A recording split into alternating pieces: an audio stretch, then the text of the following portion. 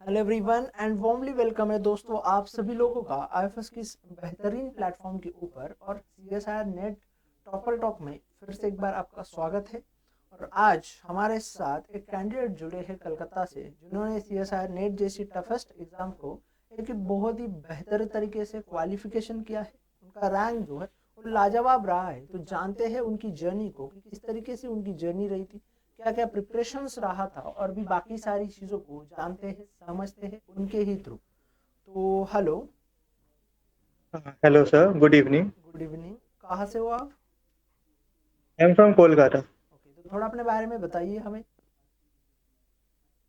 तो अ, मैंने बैचलर्स और मास्टर्स के बाद आईएफएस ज्वाइन किया था 2023 में ही। तो उस वक्त मेरा लेक्चरशिप हुआ था, ऑल इंडिया रैंक 53 आया था उस वक्त। एंड देन एक्ट्रेक का एग्ज़ाम दिया था मैंने। तो मेरा फिर एक्ट्रेक में सिलेक्शन हुआ and I am then doing PhD there. And इस दिसंबर 2024 में I again give CSIR and इस बार मेरा लेक्चरशिप हुआ है with all India rank 15। Okay, तो 53 पहले तो आपको कॉन्ग्रेचुलेशंस करना चाहूँगा। अब मुझे ये बताओ कि अपने थैंक C S I R NET का मतलब कब ख्याल आया कि इस एग्ज़ाम्स के लिए आपको प्रिपेयर करना चाहिए और किस तरीके से प्रिपरेशन रही? यू। मुझे ये बैचलर्स से ही था कि after bachelors I have to do my masters and then PhD करना है। तो उसके लिए सीएसआईआर नेट या डीबीटी हो या आईसीएमआर हो या इंस्टीट्यूट के जितने भी एग्जाम्स होते हैं वो मुझे देना है। तो जब मेरा मास्टर्स खत्म हुआ आज 2023 में, तो उसके बाद से मैंने आईएफएस से ही प्रिपरेशन करना स्टार्ट किया for CSI and for various examinations. तो उसी वक्त उसी फर्स्ट 6 मंथ्स में मेरा सीएसआईआर 2023 दिसंबर लेक्चरशिप हुआ एंड एक्ट्रेक का एग्ज़ाम भी मैंने क्वालिफाई किया था। तो फिर देन वहाँ से इंटरव्यूज़ के बाद जब मेरा एक्ट्रेक में सिलेक्शन हुआ, तो मैंने सोचा कि पीएचडी करते वक्त करते करते भी एक बार वापस सीएसआर दिया जाए अपना रैंक इम्प्रूव करने के लिए और फॉर फॉर मोर क्वालिफिकेशन। तो मैंने वापस से 2024 दिसंबर का सीएसआर दिया एंड देन वो अगेन लेक्चरशिप हुआ। ओके, अब मुझे ये बताओ कितने यूनिट्स को प्रिपेयर किया था C S I R NET के लिए?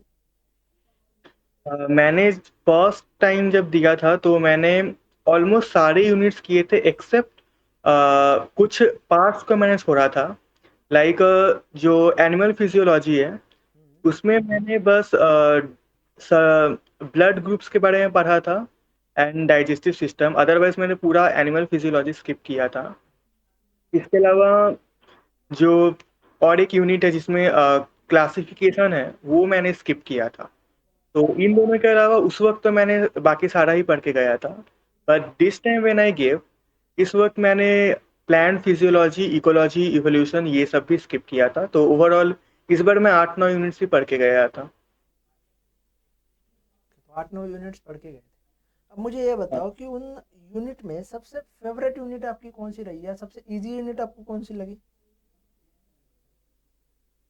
सबसे इजी यूनिट मैं कहूँगा मेथड्स इन बायो मुझे लगा था, बिकॉज उससे आपके काफ़ी क्वेश्चंस भी सॉल्व हो जाते हैं एंड उसमें बाकी यूनिट से कंपैरिजन में उतना याद नहीं रखना पड़ता जितना कि बाकी यूनिट्स में आपको याद रखना पड़ता है। ओके, तो जितना बाकी यूनिट्स में आपको याद रखना पड़ता है उतनी चीज़ें जो है आपको इस यूनिट से याद नहीं रखनी पड़ती। और क्वेश्चंस भी सॉल्व हो जाते हैं एंड मेथड्स इन बायोलॉजी एक ऐसा यूनिट है कि वो आप एक बार पढ़ोगे तो वो आपके काफ़ी एग्जाम्स में वो आपके काम में आएगा, चाहे वो आप किसी इंस्टीट्यूट का एग्जाम्स दे रहे हो या फिर आप सीएसआईआर दो या फिर कोई और एग्जाम दो। और कभी कभी ऐसा भी होता है कि किसी और यूनिट से क्वेश्चन है, बट अगर आप मेथड्स वाले यूनिट को अच्छे से पढ़ते हो तो वो आपको उसमें भी हेल्प हो जाता है उस यूनिट से। ओके, और मुझे ये बताइए कि आप अभी करंटली पीएचडी कर रहे हो तो इंस्टीट्यूट का आप नाम थोड़ा लॉन्ग फॉर्म में बता सकते हो?